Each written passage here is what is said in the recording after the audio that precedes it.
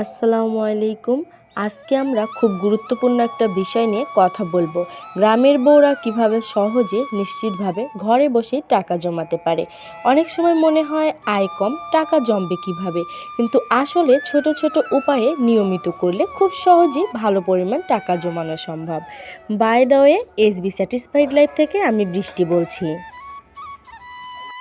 চলো আজকে তোমাদের একটু দেখাই। এসো আমার ঘরের পিছনে ছোট্ট সবজি বাগানে। দেখো এখানে গাছ ভর্তি কত সুন্দর সবুজ।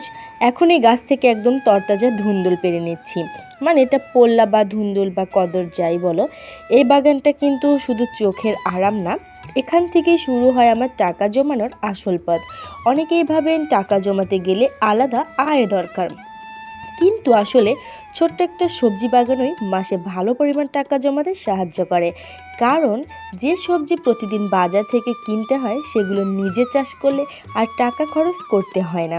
ভাবো তো, প্রতিদিন 30 থেকে 40 টাকার সবজিতে বাঁচলে মাসে 1000 টাকার মতো জমে যায়, শুধু এই বাগানের জন্যই। নিজের বাড়ির পিছনে একটু জায়গা থাকলেই এরকম সবজি চাষ করা যায়।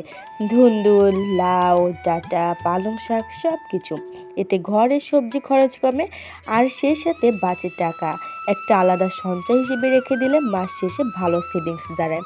দেখো আমার এই ঢেঁড়স গাছগুলো কিন্তু বুড়ো হয়ে গেছে, তারপরেও কিন্তু এখনও ঢেঁড়স ধরে আছে। আর সাথে পুঁই শাক, একদম তরতাজা ফ্রেশ পুঁই শাক। আর দেখো তার মাঝে বাগানের মধ্যে আবার একটা মোরগ বাঁকা ফুল গাছও হয়েছে, দেখতেও ভালো লাগে। আর এর মাঝে দেখো একটা বড়ই গাছ, বড়ইগুলো ছোট ছোট, এখন শীতের শুরু, এই টাইমে বড়ইগুলো এরকম ছোট ছোট হয়। আর এদিকে দেখো লাউ গাছ লাগিয়েছি। শুধু যে একটা দুইটা সবজি তা না, দেখা যায় সবজি কিন্তু বাড়িতে একটুখানি জায়গা থাকলে অনেক কিছু লাগানো যায়। একটু বুদ্ধি করে চললেই দেখো এখানে পেঁপে গাছ, পেঁপে ধরে আছে, আর কয়েকদিন পরে কিন্তু লাউও ধরবে। আর এইদিকে দেখো সাগর কলার ছোট্ট গাছেও কিন্তু দারুণ কলা ধরেছে। এত ছোট গাছ তবু কত সুন্দর কলা হয়েছে।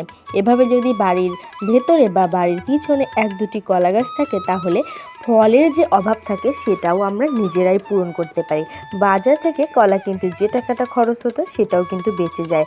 এভাবে নিজের বাগান আমাদের শুধু সবজিই নয়, ফলের খরচও কমাতে সাহায্য করে, আর সেই বাঁচার টাকাই জমে যায় সঞ্চয়ে।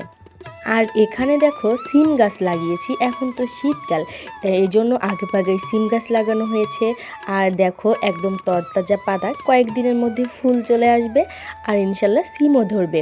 আসলে গ্রামের বউরা যদি একটু বুদ্ধিমতী হয় আর একটু বুদ্ধি খাটিয়ে যদি চলা যায়, তাহলে সহজেই কিন্তু মাসে অনেকটা টাকাই কিন্তু সঞ্চয় করা যায় বন্ধুরা। আর এদিকে দেখো মটর কলাই শাক লাগানো হয়েছে, বোনা হয়েছে, বেশি বড় হয়নি, ছোট ছোট, তবে আর কয়েকদিনের মধ্যে কিন্তু এগুলো খাওয়া যাবে। আর দেখো চারিপাশটা কত সুন্দর। আসলে গ্রামে থাকার শান্তি কিন্তু আলাদা, শহরে থাকলে কিন্তু এই শান্তিটা আমরা কখনোই পাই না। গ্রামের বাতাস, গ্রামের মাটি, গ্রামের মানুষ সব কিছুই কিন্তু আলহামদুলিল্লাহ। বন্ধুরা, শুধু সবজি আর ফলেই কিন্তু আমি থেমে থাকি না। এদিকে দেখো আমি হাঁস পালন করি আর মুরগিও রাখি। এতে ঘরের মাংসের চাহিদা অনেকটাই পূরণ হয়ে যায়, আর ডিমের চাহিদা তো একদমই বাজার থেকে কিনতে হয় না। নিজের ঘরে পালন করলে এগুলো একদম তাজা পাওয়া যায়, আর খরচও কমে যায়। তার উপর যদি একটু বেশি হাঁস মুরগি পালন করা হয় যে মাসে, তাহলে অতিরিক্ত ডিম আর মাংস বাজারেও কিন্তু বিক্রি করা যায়। হাঁস মুরগি কিন্তু অতিরিক্ত হলে অনায়াসেই বিক্রি করা যায়। এভাবে ঘরের ছোট্ট উদ্যোগ থেকেও বেশ ভালো পরিমাণ সেভিংস তৈরি হয়। আর এদিকটায় হচ্ছে লেবু গাছ, লেবু ধরেছে, আর উপরে ওটা হচ্ছে আমরা পাটা আলু বলি, মানে গাছের উপরে ঝোলে যে আলুটা আর কি। আশা করি আজকের ভিডিওটিও আপনাদের কাছে অনেক ভালো লেগেছে, আর আপনাদের একটু হলেও উপকারে এসেছে।